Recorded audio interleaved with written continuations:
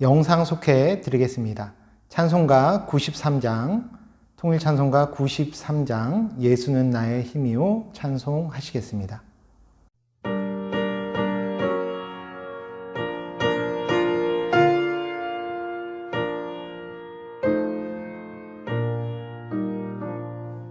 예수는 나의 힘이요 내 생명 되시네. 고자 예수 따라 살면 죄종에 빠지리. 눈물이 앞을 가리고 내 맘에 근심 쌓일 때 위로하고 힘주시네. 주 예수.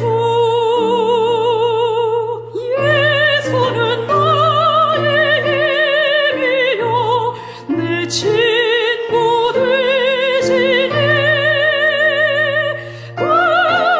하늘을 건너면 동성이 바르리. 햇빛과 비를 주시니 주소할 복식 많도다. 귀한 열매 주시느니 주 예수.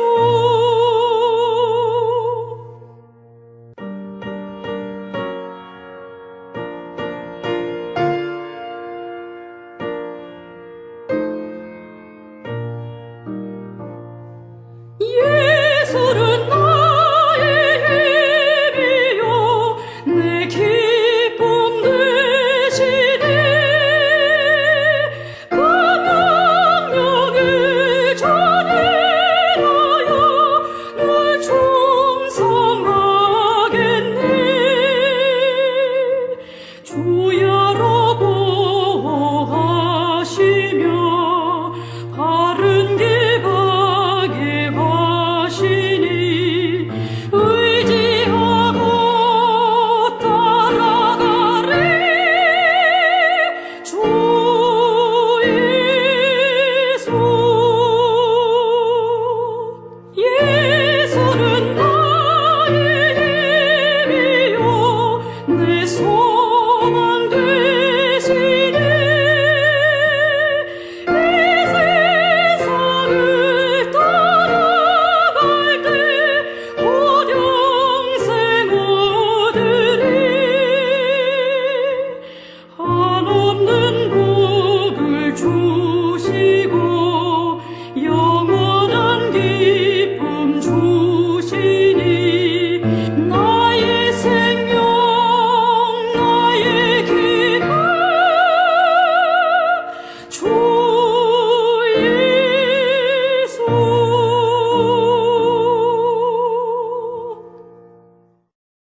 영상 속에는 지난주 설교를 짧게 나누고 그 받은 은혜를 카톡이나 전화통화를 통해 속도원들과 함께 나누는 것으로 하고 있습니다. 지난주 말씀이었던 우리를 향한 하나님의 멋진 계획, 그 내용으로 함께 영상 속에 말씀 나누겠습니다.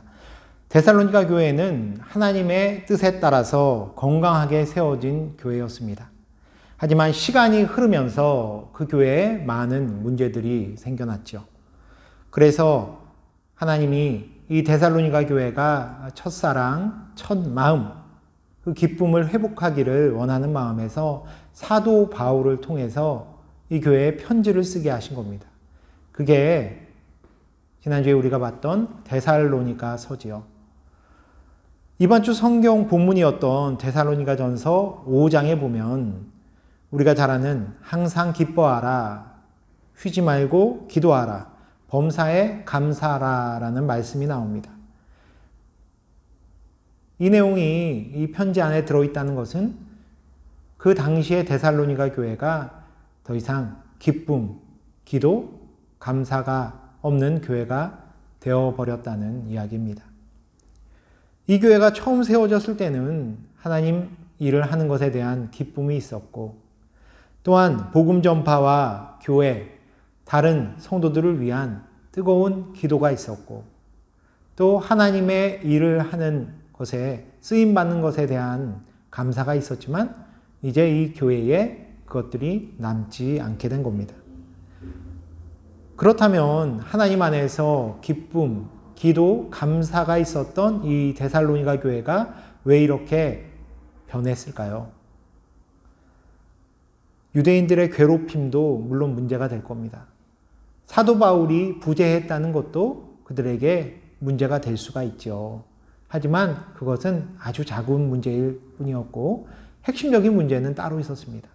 바로 그 데살로니가 교회 교인들의 마음속에 더 이상 하나님의 은혜가 없었던 겁니다. 그 은혜가 서서히 잊혀져 버렸던 겁니다. 어디 그 사람들만 그럴까요? 지금 이 시대를 살아가는 우리들도 비슷하지 않나요? 우리들도 처음에는 얼마나 교회에 와서 예배 드리는 것이 행복했습니까? 말씀을 들으면 얼마나 힘이 났습니까? 뜨겁게 기도하면서 얼마나 많은 눈물을 흘렸습니까? 얼마나 하나님의 뜻과 계획에 감사하면서 하루하루의 시간을 보냈습니까? 근데 또 시간이 지나면 그런 것들이 서서히 잊혀지고 우리의 중심이 서서히 세상을 향해서 돌아갔던 그런 경험이 다 있지 않으신가요? 그래서 이 말씀은 당시의 데살로니가 교회 성도들에게 주시는 하나님의 말씀이기도 했지만 지금 이 시대를 살아가는 우리들에게도 하나님이 동일하게 주시는 말씀인 겁니다. 하나님은 기쁨, 기도, 감사하는 삶을 회복하기 위해서 예수님의 은혜를 기억하라고 그렇게 말씀하셨습니다. 예수님을 기억하지 않으면 결코 우리의 삶은 변하지 않습니다. 또 하나 말씀하신 것은 우리를 책임져 주시겠다는 약속도 해주셨습니다. 예수님의 은혜를 회복하면 우리를 책임져 주신다는 겁니다. 하나님이 계획하신 바를 한 번도 이루지 않으신 적은 없지요. 그래서 하나님이 책임져 주신다는 이 말씀이 우리에게 큰 힘과 위로가 됩니다. 그것이 가장 선명하게 나타났던 것이 바로 이스라엘 사람들의, 이스라엘인들, 유대인들의 출애굽 사건이었습니다.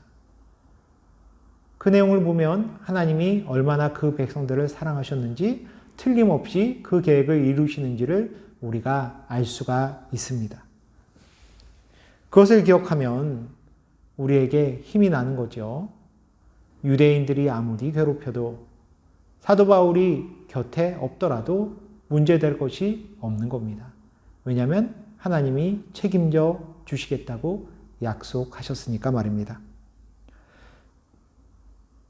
그러니 우리는 늘 하나님을 기억하면서 기쁨과 감사, 기도를 회복해야 될 것입니다.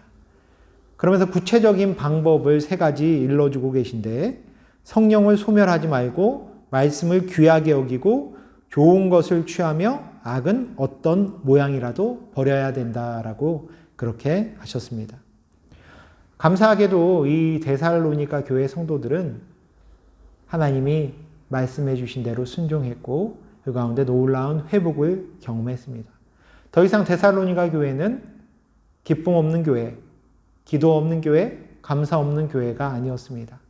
하나님 안에서 잘 회복되어서 말씀해 보니까 그들이 넘치는 기쁨으로 늘 행복해했고 또한 어려움 중에도 하나 둘 모은 헌금 그것으로 하나님을 기쁘게 했다라고 말씀에 나와 있습니다. 이 편지는 아까 제가 말씀드렸던 것처럼 하나님이 우리들에게도 동일하게 주신 것입니다. 우리도 그렇게 할 수 있습니다. 예수님이 우리 죄를 대속하기 위해서 십자가에서 죽으심으로 우리는 영원한 하늘나라에 갈 수 있는 자격을 얻었지요. 그것을 기억하면 그 은혜를 우리가 깨달으면 우리는 하나님 안에서 기뻐할 수 있습니다. 하나님 안에서 기도할 수 있습니다. 하나님 안에서 범사에 감사할 수 있습니다. 그것을 기억하시고 늘 믿음으로 승리하시기를 주님의 이름으로 축원합니다. 기도하겠습니다. 하나님 감사합니다. 하나님께서 우리를 사랑하여 주셔서 그 귀한 뜻 가운데 우리가 바로 설 수 있도록 하셨습니다. 그 사랑 잊지 아니하고 우리의 삶 속에도 하나님이 주시는 풍성한 기쁨과 기도와 또한 감사가 넘칠 수 있도록 주여 도와 주시옵소서. 주님께서 우리를 끝까지 책임져 주시겠다고 하셨사오니 우리는 믿음으로 나아갑니다. 악한 마귀 사단은 우리를 쓰러뜨리기 위해서 끊임없이 유혹할 것입니다. 끊임없이 큰 시련으로 우리를 힘들게 할 것입니다. 하지만 하나님 손 꼭 붙잡고 모든 것을 이겨낼 수 있도록 도와주시옵소서. 데살로니가 교회 성도들도 하나님의 사랑, 예수님의 은혜를 다시금 깨닫고 믿었을 때에 여전히 그들이 유대인들의 괴롭힘을 받았고 사도 바울은 또 여전히 그 곁에 없었지만 하나님이 주시는 놀라운 기쁨과 또한 그 하나님께 끊임없이 하는 기도와 범사에 감사할 수 있는 그런 은혜를 경험했습니다. 우리에게도 그 모든 것들이 동일하게 있을 수 있도록 주님께서 꼭 붙잡아 주시옵소서. 감사드리며 우리 주 예수 그리스도의 이름으로 기도합니다. 아멘.